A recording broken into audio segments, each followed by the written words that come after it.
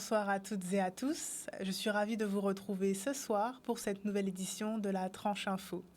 Nous sommes le jeudi 19 octobre et tout de suite, nous partons pour une demi-heure de JT.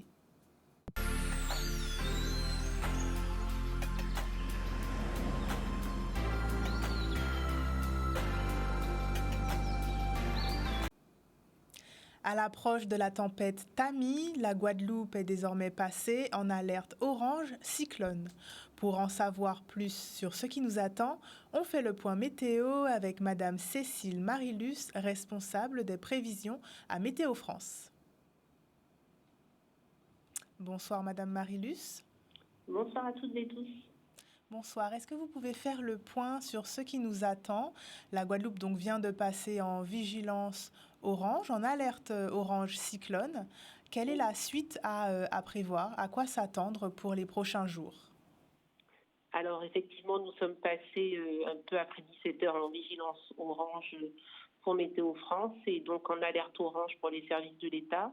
Et donc pour ce que nous attendons, eh bien c'est une dégradation des conditions météorologiques, particulièrement en fin de journée demain et plutôt dans la nuit de vendredi à samedi. Donc on va commencer à avoir quelques pluies déjà vendredi en journée avec un temps instable, mais le pic de l'activité pluvieuse est plutôt attendu en journée de samedi avec des pluies qui pourraient être importantes et accompagnées de nombreux orages. Ensuite, en termes de vent, donc là, c'est un paramètre qui est plutôt important, qui est directement lié à la trajectoire de Tammy, qui a été revue plus proche de la Guadeloupe à 17 heures, voire quasiment sur la Guadeloupe pour ce qui est du scénario le plus probable. Donc on attend des vents moyens qui pourraient être entre 80 et 100 km/h et localement peut-être des valeurs plus importantes. Et en termes de rafales, on a également des valeurs importantes qui sont attendues avec du 120 km/h, voire un peu plus sur le relief ou sous les orages. Donc côté mer, je sais qu'il y a des navettes qui ont déjà été arrêtées. On a effectivement une mer qui se creuse avec une paroute d'est. La dégradation, elle sera plus franche en cours de journée de demain et dans la nuit de vendredi à samedi, avec des creux qui pourront atteindre les 5 mètres en façade atlantique. Donc voilà en termes de temps ce que l'on peut dire avec la trajectoire qu'on a actuellement. Et bien entendu, donc, tous ces effets sont directement liés à la position du centre au moment où il sera au plus proche de la Guadeloupe. Donc c'est des choses qui peuvent encore évoluer à la marge d'ici demain. Très bien, je vous remercie Madame Marilus. Donc nous appelons à la prudence de la population sur les routes. Même si pour l'heure, le temps se dégrade, mais nous appelons donc à la prudence et à la vigilance. Suite au passage de la Guadeloupe en vigilance orange et en raison d'un possible passage en vigilance rouge, le préfet de Guadeloupe a décidé de la fermeture des écoles et des établissements scolaires du département demain, vendredi 20 octobre. Cette annonce ne concerne pour l'heure pas les établissements de Saint-Martin et Saint-Barthélemy. Et comme nous le disait tout à l'heure Madame Marilus, certaines rotations donc, des bateaux ont donc d'ores et déjà été suspendues. Le 10 octobre dernier, les membres du collectif Moon Guadeloupe avaient bloqué l'entrée du siège du SMGEAG afin de demander un rendez-vous concernant les problèmes d'eau rencontrés sur le territoire. Après 1 heure de blocage, ils avaient obtenu gain de cause et libéré les locaux. Cet après-midi, au Gosier, la discussion s'est ouverte entre les différents partis. Le président du SMGEAG, Jean-Louis Francisque, a reçu le collectif et son porte-parole Ludovic Tolassi pour échanger sur les différentes questions et les dysfonctionnements soulignés. Un reportage de Maxime Morel. Il est important de pouvoir effectuer ce genre de séance de travail avec les équipes qui le veulent. Aujourd'hui, c'était avec Moon Guadeloupe et des Guadeloupéens intéressés sur la question. Donc c'est vrai que les questions sont posées, les réponses sont portées.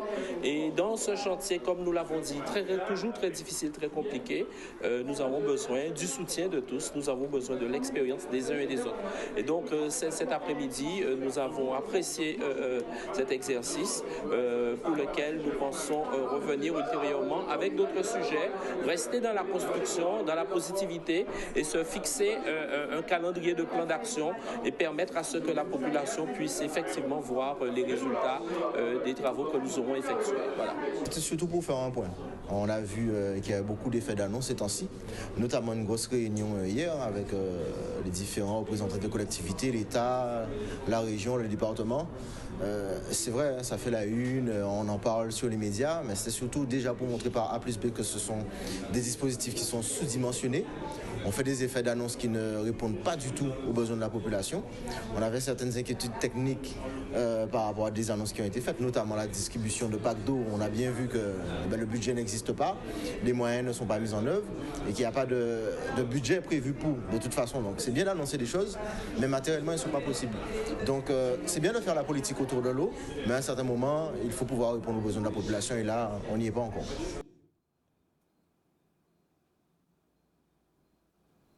Pour répondre aux spécificités de l'habitat social en Guadeloupe, l'USHOM, l'Union sociale pour l'habitat outre-mer, a présenté hier après-midi le premier livre blanc de l'habitat outre-mer.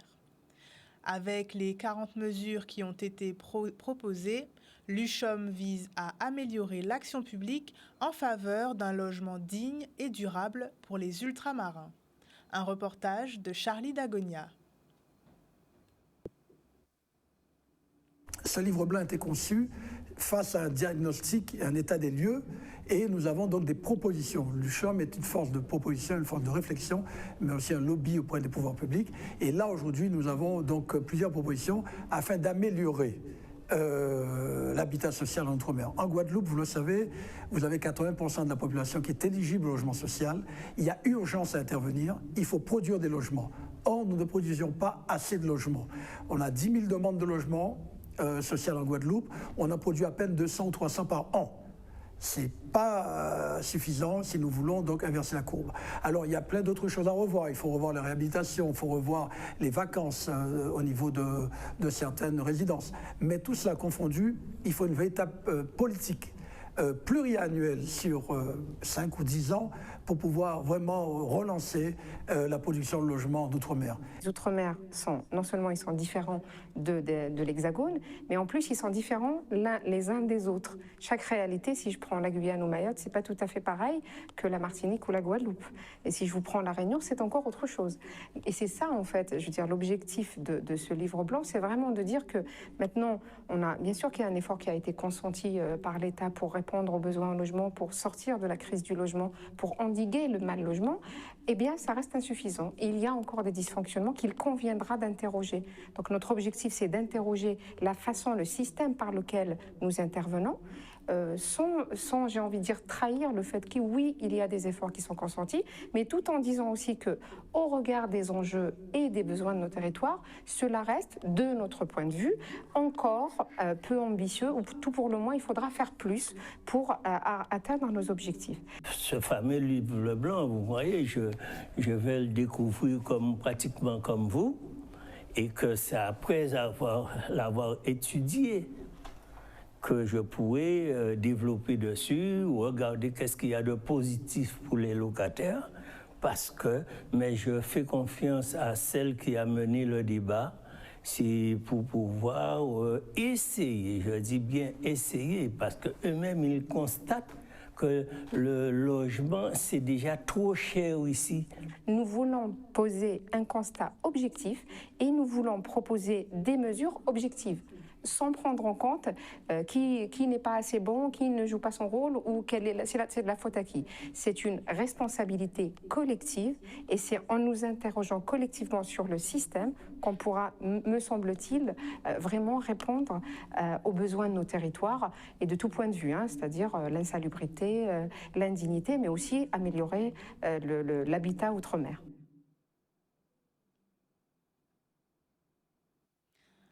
Pour accompagner les occupants sans titre sur la zone des 50 pas géométriques dans leur démarche de régularisation foncière, l'Agence des 50 pas de Guadeloupe a ouvert une permanence à la Maison France Service de Saint-François.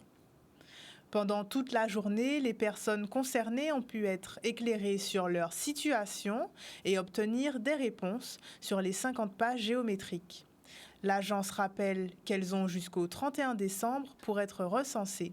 Un reportage de Maxime Morel.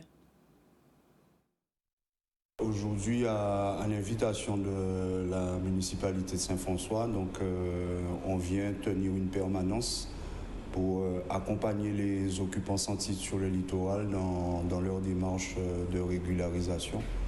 Voilà, et il faut savoir que l'État a fixé une date limite au 31 décembre 2023, donc nous essayons d'accompagner au mieux les gens dans cette démarche-là. Pour l'instant, ça se passe bien. Les gens ne comprennent pas toujours, mais quand on leur explique, et ils se rendent compte qu'ils ne pourront pas transmettre ce bien aux enfants, donc ils montent leur dossier. C'est pas toujours évident parce que quand ils payent par exemple le géomètre, pour eux ils ont fini. Alors qu'après il y a le terrain à payer. Donc il faut toujours leur expliquer et tout. Et il faut se dire que sur le littoral, ce sont des personnes âgées et qui comprennent, s'ils ne sont pas accompagnés, ils ne peuvent pas tout comprendre. C'est important de par le fait que, on a tous les nouveaux médias maintenant, mais il faut savoir quand même que la population qui est sur le littoral, c'est en majorité une population âgée. Et cette population-là, si on veut la toucher, forcément, ça passe par de la proximité. Et en ce sens, les mairies aussi nous accompagnent en nous invitant, comme ça, et en rencontrant les gens et en leur expliquant un peu comment se passe la procédure. Ce matin, la crèche Casa Pichoun à Laboucan Sainte-Rose a organisé un exercice de secours grandeur nature avec la participation des pompiers. Pour sensibiliser les plus petits mais aussi se préparer face aux risques, les salariés et la directrice de la crèche ont participé à cet exercice. Un reportage de Charlie Dagonia.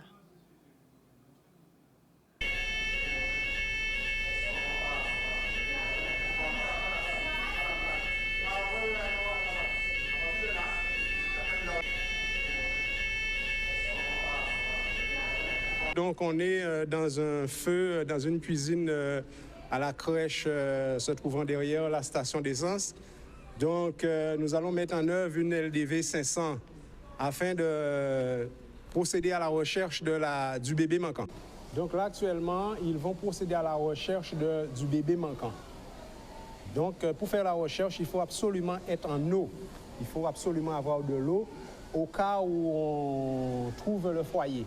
Nous, en tant que structure accueillant des enfants, accueillant du public, nous avons cette obligation, effectivement, de faire des exercices d'évacuation pour mettre en jambe un peu le personnel par rapport aux situations éventuelles qui pourraient survenir. Il faut que les directrices, les responsables sachent il y a certaines questions qu'il faut répondre.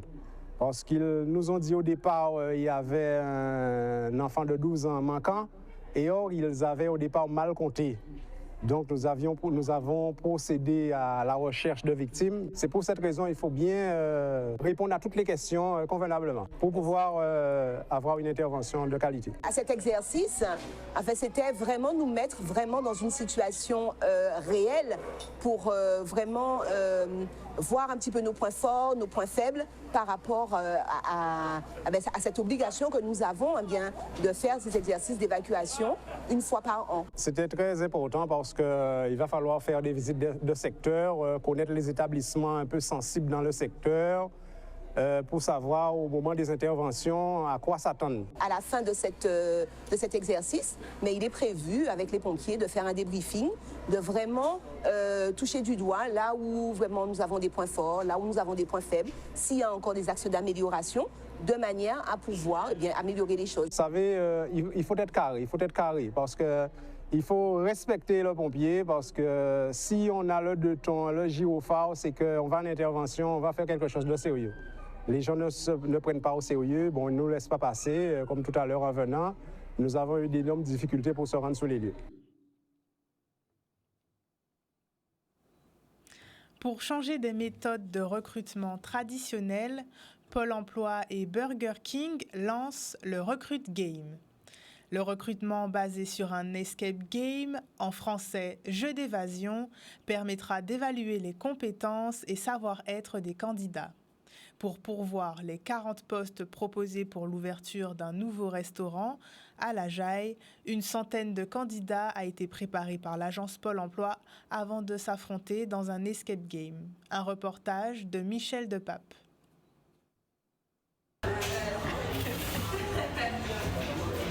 On est fait au Burger King du Gosier où se déroule actuellement la 4e session de recrutement innovante. C'est un recruit game. Donc c'est une nouvelle méthode que nous avons voulu mettre en place, donc au bénéfice de Burger King qui va ouvrir son prochain restaurant.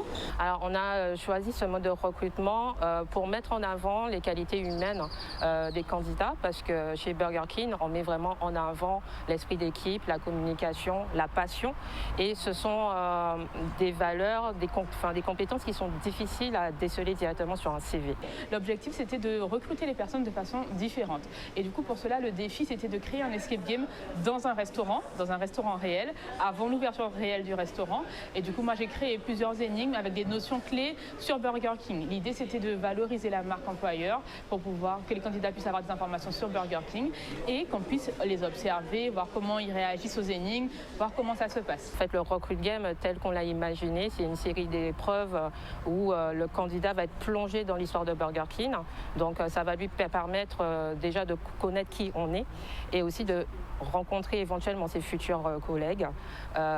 Et nous, ça va nous permettre de déceler quel est leur véritable caractère, parce que c'est vraiment le savoir-être qui est véritablement important pour nous. Alors ça a fonctionné, on a pu voir les candidats pendant 1 heure, et la spécialité du coup de Tic Tac, c'est vraiment qu'on a créé toutes les énigmes nous-mêmes, et du coup c'est pour ça qu'en fait à chaque énigme on peut voir différentes choses sur les candidats. On peut voir comment ils observent, comment ils communiquent, on a vraiment une palette d'informations sur un candidat en 1 heure. On peut en plus en savoir plus que dans un entretien de 15 minutes, bien évidemment.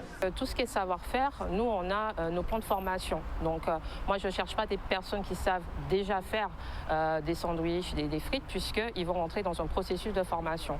Mais ce qui est important, et moi je trouve qu'on ne peut pas former tout le monde sur le savoir-être, c'est vraiment de savoir est-ce qu'ils peuvent s'intégrer dans un collectif. Est-ce que aussi ce sont des personnes en général souriantes? Est-ce qu'ils résistent au stress? Et tous ces éléments sont véritablement importants parce que nous considérons que c'est seulement comme ça qu'on arrive à constituer une bonne équipe.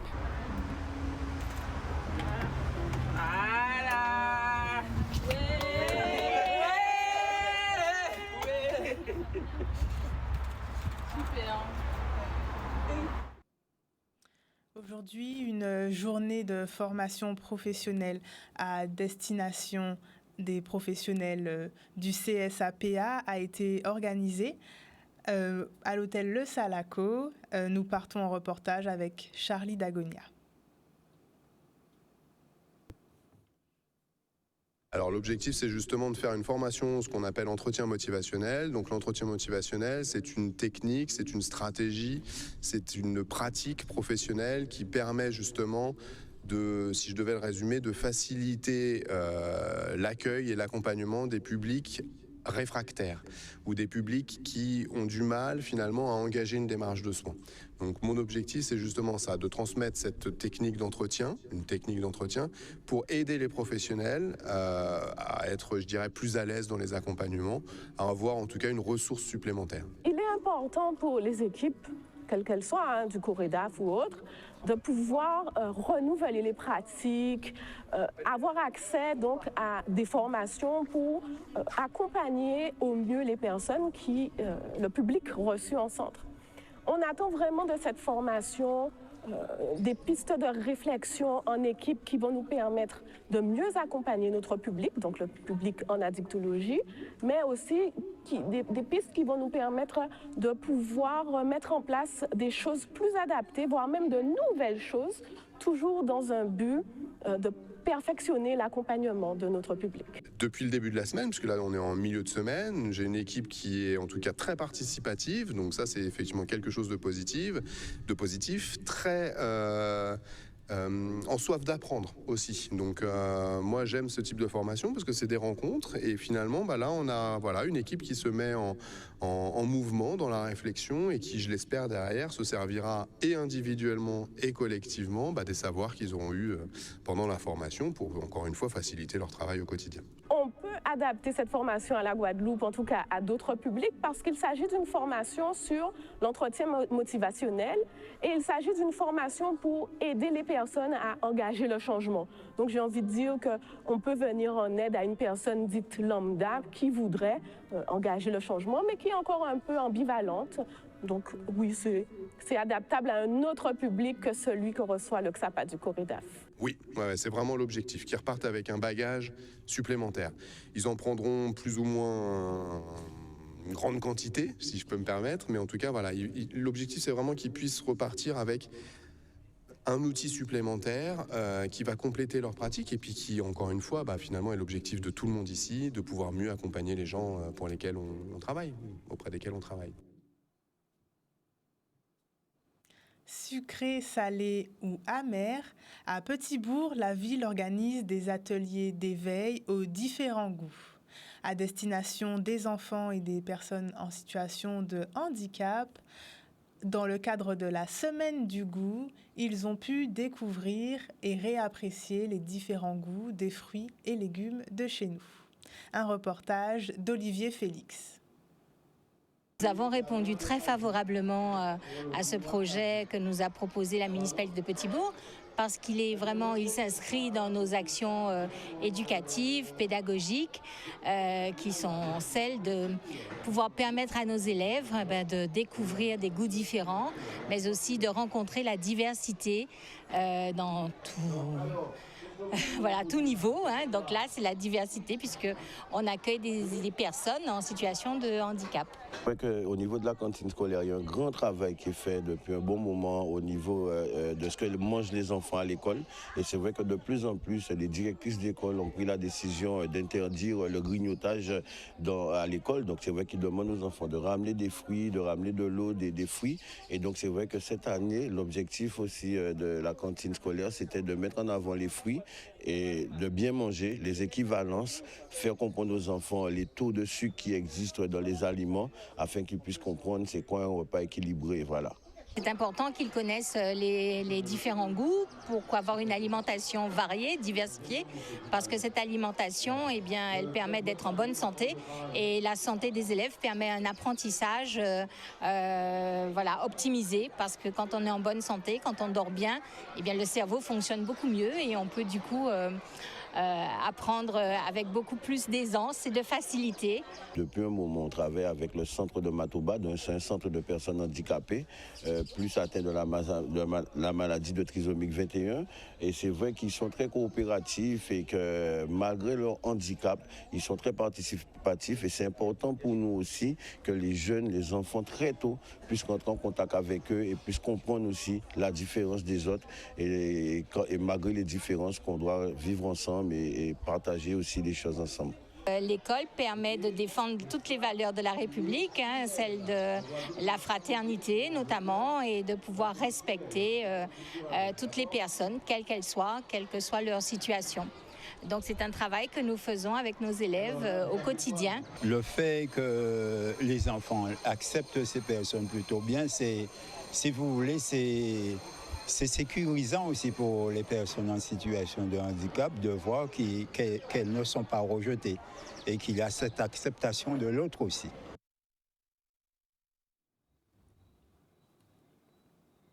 Hier, mercredi 18 octobre, la police nationale de Guadeloupe et le CREPS Antilles-Guyane ont organisé une rencontre entre des jeunes Guadeloupéens et Jérôme Laporal, athlète de haut niveau et gardien de la paix. L'occasion d'évoquer son parcours de sportif et de policier, mais aussi d'échanger sur les métiers et les raisons de s'engager. Un reportage. Alors nous sommes aujourd'hui dans la belle enceinte du CREPS qui nous accueille en compagnie de Jérôme Laporal qui est un futur, j'espère, médaillé olympique au bobsleigh A4 et qui concourra prochainement aux Jeux olympiques d'hiver. Je suis là à double titre, en tant qu'évidemment représentante de la police nationale et en tant qu'ancienne sportive de haut niveau. Jérôme est guadeloupéen, je suis guadeloupéenne. Nous sommes policiers tous les deux, à quelques années d'intervalle, puisque moi j'ai foulé ici au CREPS la piste en tartan. Et puis surtout, nous avions un projet sportif que nous voulons développer au niveau de la jeunesse ici. Les jeunes qui sont très très désireux de savoir comment on a fait pour réussir, qui ont à la fois un projet professionnel et un projet sportif. Et on essaie de leur expliquer qu'avec la détermination et de la motivation, un projet peut prendre vie et amener à de belles opportunités. Ce que je voulais véritablement, c'est faire profiter au maximum de lycéens et pas simplement les jeunes de la cité scolaire qui sont déjà chez nous, qui bénéficient déjà de pas mal de formations et d'informations. Je voulais faire vraiment profiter d'autres jeunes, d'autres lycéens de ce que c'est que ces métiers de la sécurité, de la protection civile, ces métiers qui peuvent aussi accompagner le double projet. Donc l'exemple de Jérôme Laporal que vous avez vu ce matin donc, sur la terrasse est un exemple tout à fait frappant. Voilà un jeune qui était sur un projet sportif, qui rentre dans la vie professionnelle et qui se voit accompagné pour sa performance par sa profession. Et c'est très exactement dans cette voie-là que nous sommes en train de diriger nos jeunes. On s'origine de Marie-Galante, en fait en Zayen là. Et en fait, on commençait par le football là, et ensuite après, nos amis qui étaient en bas là. Et je me suis dit, bon, il a cherché un gros groupe d'athlétisme. Donc il parlait de moi à coach là, et je me suis dit, bon, ok, il veut voir moi. Donc on passait, t'as une idée, test à faire, on fait 3 tests, 260 mètres et en 300. Là, on fait des 60 mètres là, je dis, bon, c'est moi, il faut moi signer. T'es entraîné à Bob là, tu vois, cousin moi sur Internet, mais c'est venu, voyez-moi un message sur Internet. Et M. Vin dit moi que ouais, pour finir, moi qui intéressé, il a cherché un boucle qui est explosif, qui est rapide et puissant. Donc on prend moi monsieur et après ça on passe les tests de sélection. Donc les tests de sélection sont chariot à plus de 100 kg qu'on a poussé sur une distance de 50 mètres à fond. Et ensuite après ça, on a affronté les mêmes boucles qui étaient déjà en équipe de France, ça finit 3e. Et moi, dis-moi, est-ce qu'on a un passeport? On dit, on n'a pas un passeport, on fait passeport là. Après l'aventure, commence à faire le tour du monde au Canada, aux États-Unis, fait tout l'Europe et ça a débouché sur une fierté qui est les Jeux Olympiques en 2022, il y a 2 ans de ça. Nous sommes arrivés au terme de ce journal. Nous vous retrouvons demain à 18h30 pour une nouvelle édition de la Tranche Info qui vous sera aussi présentée en langue des signes. Et tout de suite, vous découvrirez un focus spécial en attendant Tammy. Bonne soirée sur Canal 10 et prudence.